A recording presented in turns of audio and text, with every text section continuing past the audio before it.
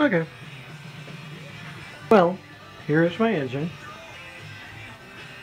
I'm not going to show you how I'm assembling it and all that crap because, honestly guys, there are 10 million YouTube videos on YouTube, that shows how to assemble engine.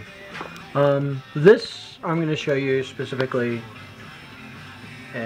why is because this is a gear drive.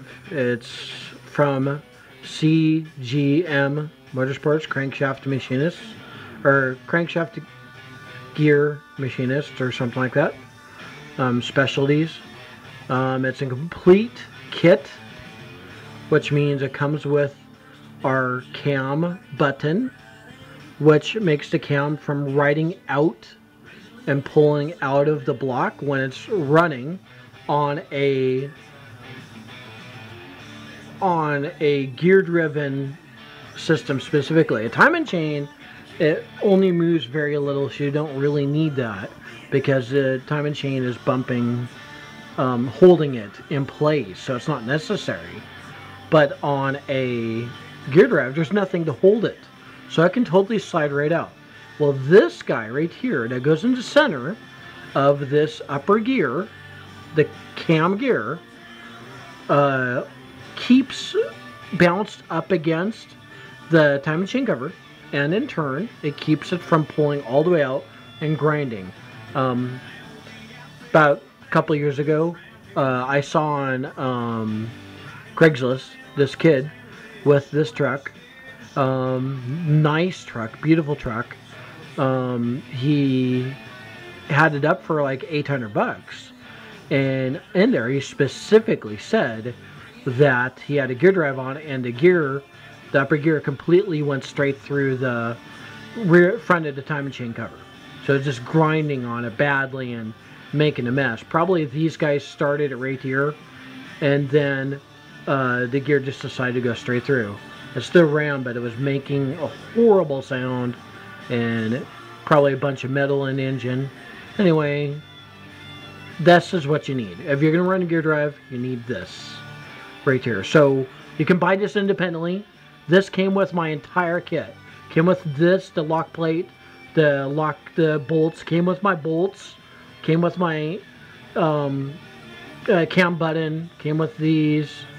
Yeah, it's loose, but you got to have the plate. There's nothing about that. Came with everything, the entire kit. Instructions specifically for clearances. This is supposed to be like 8 thousandths clearance, something like that, 20 thousandths, I can't remember. I checked it already. Comes behind, I can't show you that right now, but behind it is actually a little brass ring that keeps the cam pushed out ever so slightly and aligns it, actually. So this is a very precise setup. I mean, you can feel on here, this has a little bit of play right here, but this is kind of supposed to have a lot of play. The whole setup is supposed to have a good amount of play in here. These have things back behind them right there that push up against there and hold that. And then this guy's got to be, this bottom gear's got to be perfectly even with the upper gear, or very, very, very close. And it is for mine. And it comes with the bottom gear this, which I haven't locked them in yet. I have just mocking and greasing. I'll lock them in tomorrow. You know, and the cam button, most important part of the thing. And then I have a 2-piece time and chain cover, you know, that has the chrome outer, so you can rip changes out if you need to and not drop your oil pan, which is really cool. I wanted that, and that was dirt cheap off of Craigslist or Facebook or eBay, wherever. Who cares?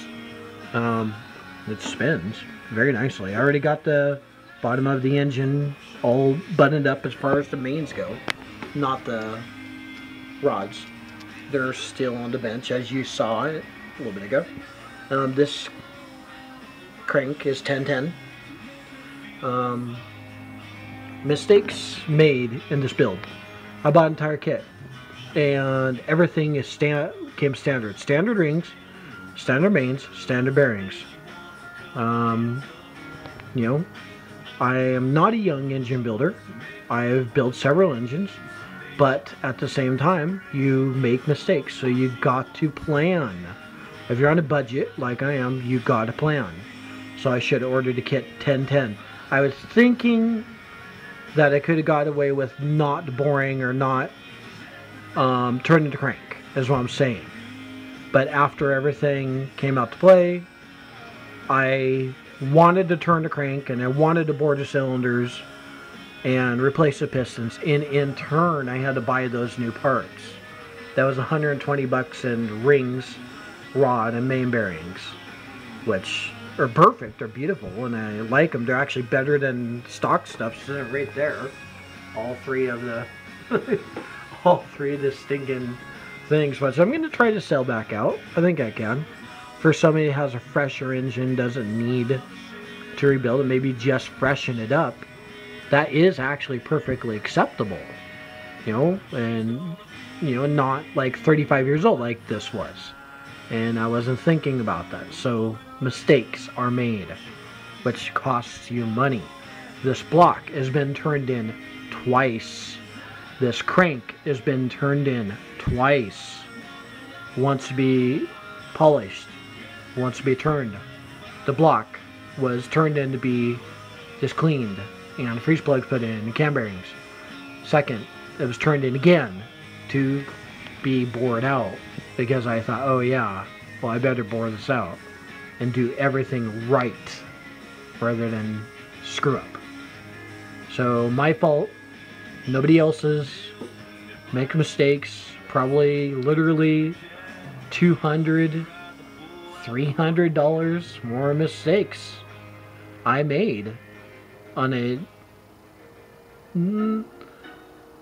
experienced engine builder, in between experienced and moderate.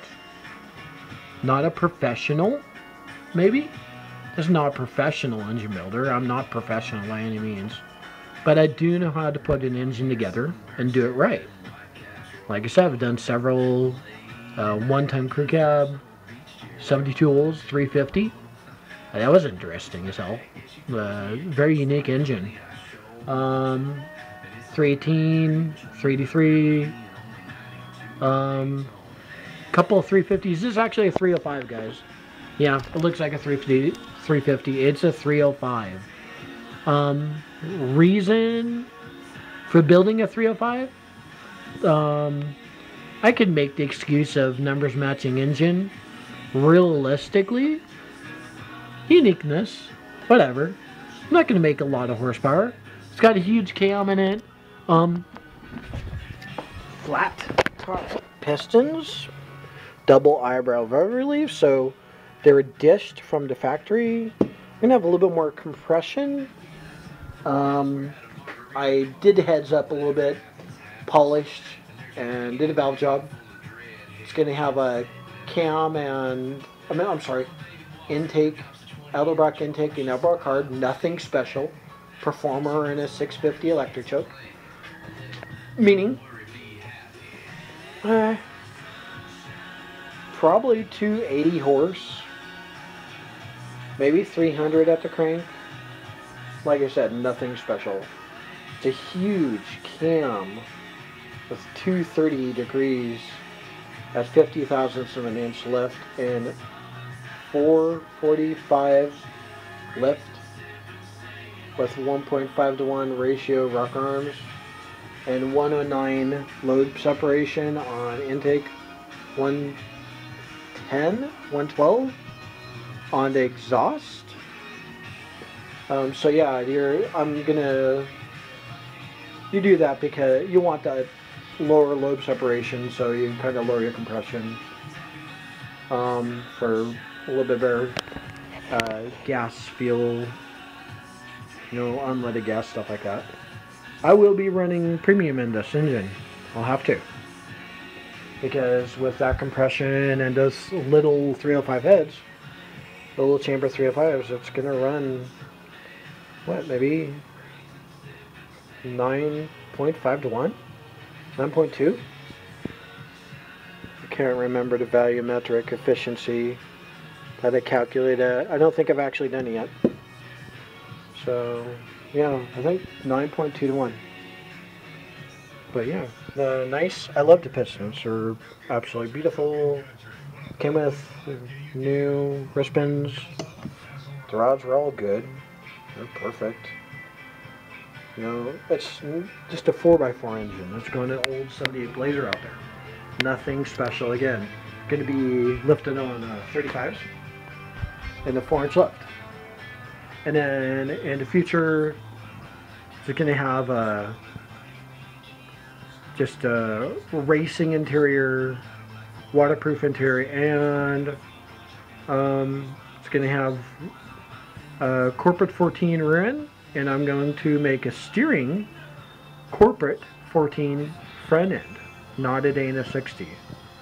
And probably reasons for that would be Dana 60s, actually around here about 800. I can get them, but that's not the point. Corporate 14 has removable pinion gear, a lot more rebuildable, easily rebuildable in the middle of the mud than a Dana in the front. So, you know, just having that option is kind of cool. So, yeah, alright. Well, anyway, painted the power steering pump, stuff like that. I think it's starting to rain. Yeah, I can hear it. Washington State, huh? Yeah.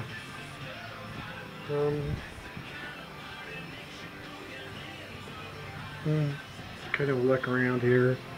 Oh, hey, can anybody tell me what year this is? It doesn't have any emblem saying Ford, Chevy, Dodge, Essex, Pontiac, clueless. Be honest. Anyway, it came with that. All this for 20 bucks. This, 2 fenders, and there's the thing. I got all that for 20 bucks. Somebody wants it, you know, lives around up in here in the Pacific Northwest, in between Kelso, Longview, Cowlitz County, Oregon. We're on the border of Oregon. You want it. I got to make a profit off of it, so honestly, probably about maybe for what you see there, I would take $100 for it all. I told you I bought it for 20. I got a good deal. I don't care. I want $100 for it. You want it? Yard art? This is worth something to someone. You know, you could make a rat rod out of that, I'm sure. Alright. Okay. Oh, there's my wheels I'm going to put on the truck too.